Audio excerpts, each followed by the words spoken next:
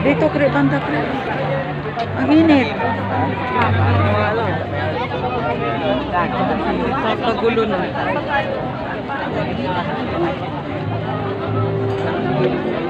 Pwede pa mag-start.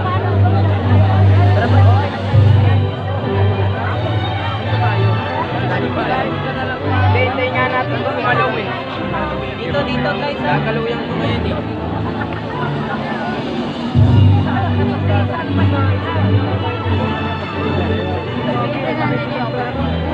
Galal.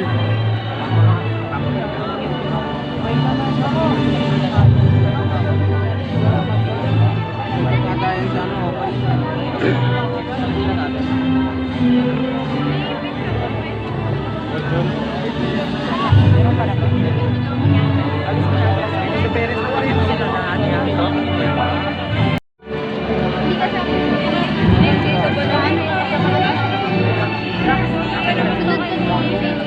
Tangala ka.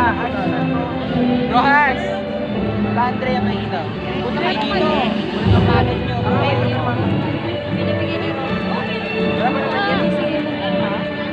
Wala. Roxy. Turn na, turn.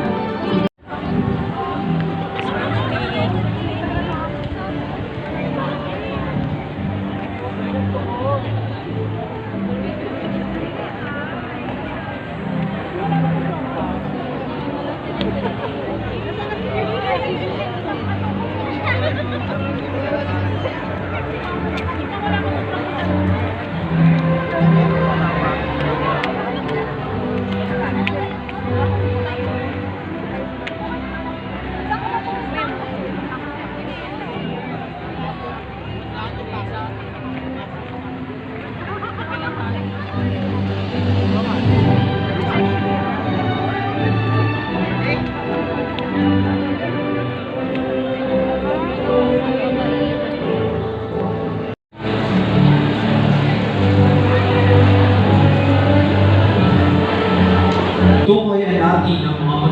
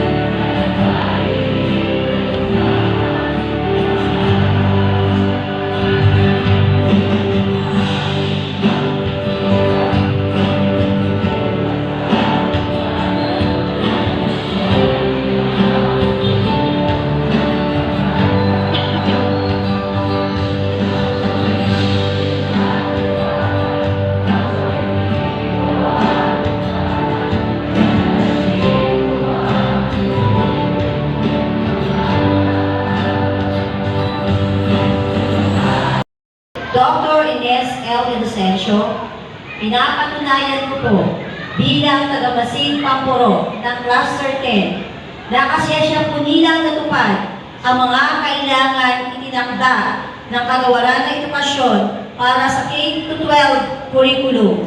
Kaya ngayong taong panuruan, 2023-2024, kaya po hinihiling ko po ang inyong pagpapatibay para sa kanilang pagtatapos. Batay sa kahilingan at pagpapatibay ng lingkod guro na si Dr. Cecilia Papa at sa pagpapatunay ng tagapasid Pampuro, Dr. Donna Jane Rosales, nakasiya-siya ninyong natapos ang mga pangangailangan sa pagtatapos ng K-12 curriculum na itinakda ng Kagawaran ng Edukasyon, Republika ng Pilipinas. At sa bisa ng kapangyarihang ginawad sa akin ng pansangay na tagapamanihala ng mga paaralan sa lungsod ng General Trias, Dr. Daisy Zay Miranda, Sesupay, ay pinagtitibay ko ang iyong pagtatapos ngayong ika-31 ng Mayo 2024 dito sa Sports Park, siyudad ng General Trias, sa taong panorman 2023-2024 bilang patunay ng inyong pagtatapos, ipagkakaloob ko sa inyo ang inyong diploma. Binabati ko kayo batch 2024.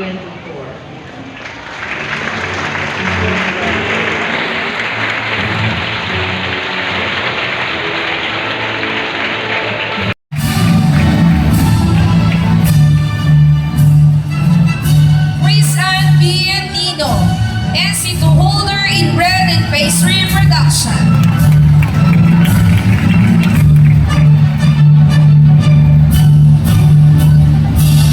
Maria Erika Escarpe, NC2 holder in bread and pastry production.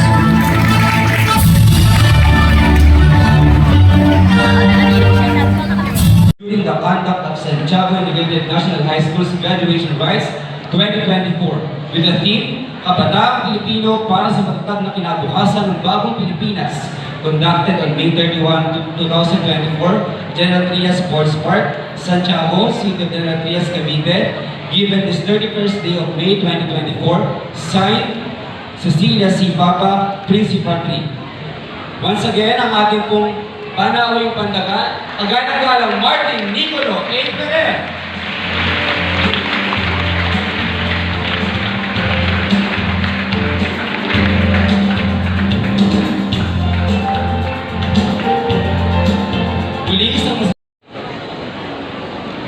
Ngayon naman ay ating mapapakinggan ang mag-aaral na nagkamit ng pinakamataas na karangalan para sa kanyang talumpati ng pasasalamat. Ginoong Dave E. Alondro.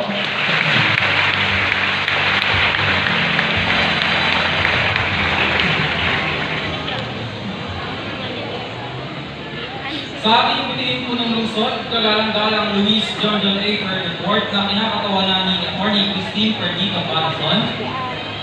Sa ating masipag na pangalawang punong lungsod, Jonas Lindy Labugen na kinakatawanan ni Dinang Melinda Porto.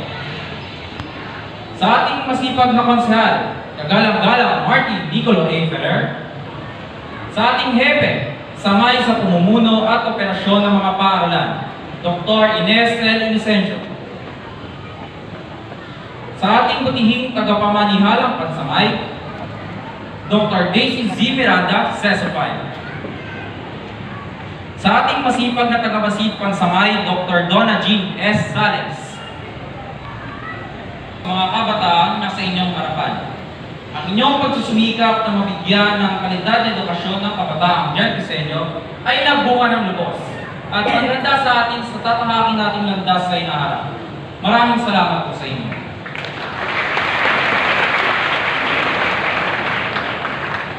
Una-una sa lahat, nais kong magbigay ng espesyal na pasasalamat sa aking mga magulang at sa bawat magulang na naririto. Ang aming pangangailangan ay binigay ninyo ng may buong suporta at kung kapos man sa pera ay ginagawa ninyo ng paraan. Kaya naman masasabi kong ang pagtatapos na ito ay hindi lamang tagumpay ng mga estudyante. Ito ay tagumpay rin ng bawat magulang na nagpursigi para maibigay ang pamanang kailanman ay hindi mananakaw sa kabataang ito, ang edukasyon. Sa mga taon ng aming high school life, nakaranas kami ng maraming pagbabago sa aming paligid. Mula sa nakasanayang face-to-face class, patungong online at modular class, hanggang sa muling pagbabalik ng face-to-face class. Kami ay nag-adjust at naniwalang makakasabay din kami sa mga pagbabagong nagaganap sa aming paligid. Hanggang sa mga oras na ito, kami ay patuloy na nag-a-adjust sa mga pagbabago. Maraming hirap ang dinanas namin sa taon na ito bilang mga graduating students. Nandyan yung Entrep Day, Research Defense, pagpili ng universidad na papasukan sa kolehiyo at paghahanap ng trabaho. Ngunit sa kabila ng lahat ng hamon na ito, kami ay nandito sa inyong harapan. At nais ko sabihin sa inyo na kami ay hindi natalo. Pagkos, kami ay natuto o di kaya ay nanalo. Dahil magbubunga pa. Ang ating bawat mabuting alaala sa ating paaralan ay huwag nating kalilimutan. Ito ay ating baunin at pagyamanin. Kaya naman sa mga guro walang sawang nagturo, nag-alalay at naglinang sa atin ng mga estudyante. Maraming salamat po sa inyo. Sa ating na taon pong pumamalagi sa Santiago Integrated National High School,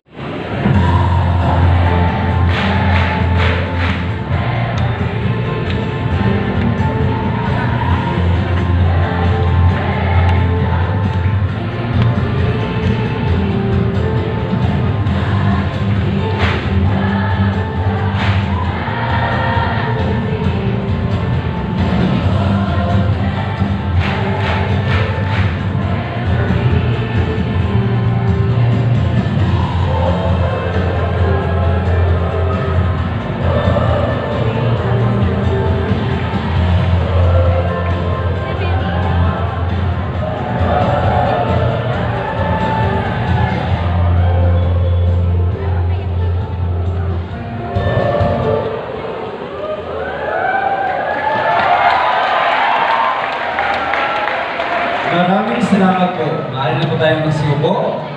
Maraming salamat sa mga graduates sa inyong pagkakataon o memories o moments na ipinamala sa paaralan na magsisilbing isang matibay, matatag at magandang alaala. Thank you very much po. Isang magandang gabi po sa inyong lahat. Binabati ko po ang ating panuhing pandangal. Unang-una po sa aming principal, Ma'am Cecil Papa. Ang pamunuan, mga guro at mga kawani ng Santiago Integrated National High School ay taos-pusong nagpapasalamat sa mga panauhin, mga magulang at mga taong naghandog ng kanilang tulong upang ang palatuntunan ito ay maging matagumpay. Lubos na nagpapasalamat ang pamunuan sa nagkaloob ng lupang kinanitirikan ng paaralan na si Leonila L. Lopez. Gayon din, maluwal na pasasalamat sa STO General Diaz City sa hindi matatawarang suporta at gabay sa mga proyekto at programa ng paaralan. Higit sa lahat, pinapaabot din ang pasasalamat sa LGU Lungsod ng General Diaz at LGU ng Barangay Santiago sa kanilang walang sawang suporta sa paaralan.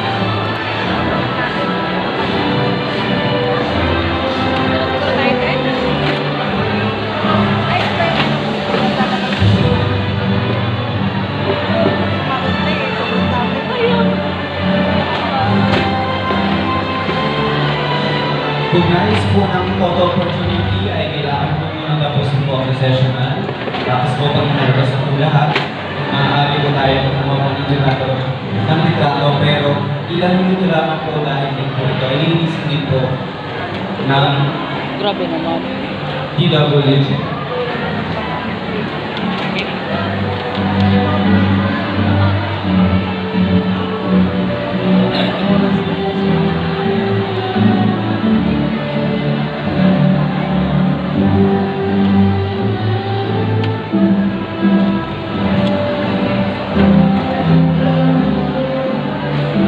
Congratulations po, batch